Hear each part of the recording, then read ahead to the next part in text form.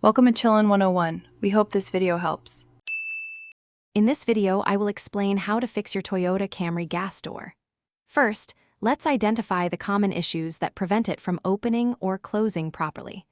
Often, the problem is a simple obstruction or a sticky hinge. Carefully examine the area around the fuel door for any debris. Also, check the release cable or the electronic actuator for any signs of damage or if it has come loose. These initial checks can often pinpoint the exact cause quickly and efficiently. Once you've identified potential issues, try some simple fixes. Apply a silicone-based lubricant to the hinge and latch mechanism. This often resolves stiffness.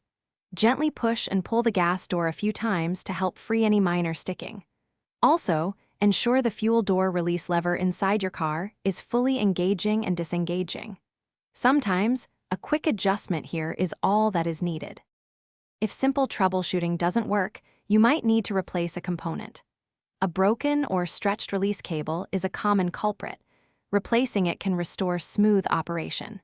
If your Camry has an electronic release and it's not working, installing a new fuel door actuator is likely the solution. For severe damage, replacing the entire fuel door assembly might be the most straightforward option.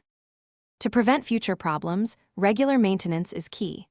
Make sure to clean and lubricate the gas door mechanism periodically, perhaps every 6 months, to keep it operating smoothly. Always ensure your fuel cap is properly tightened after refueling. This helps maintain correct pressure within the fuel system. If you found this guide helpful, please like and subscribe for more car tips. Also, check the description below for a link to the Echo Dot smart speaker and other great deals. Thanks for watching. Consider subscribing if we helped you.